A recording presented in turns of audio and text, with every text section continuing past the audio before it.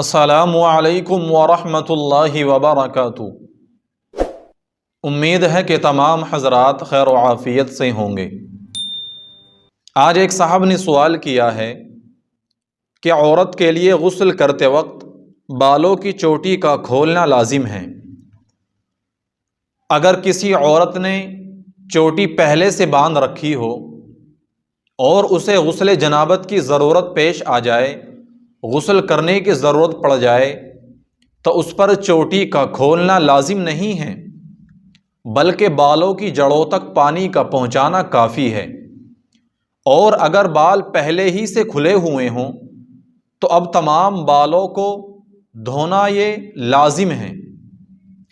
ایک صاحب نے سوال کیا ہے، کیا مرد کے لیے غسل کرتے وقت بالوں کو کھولنا ضروری ہے؟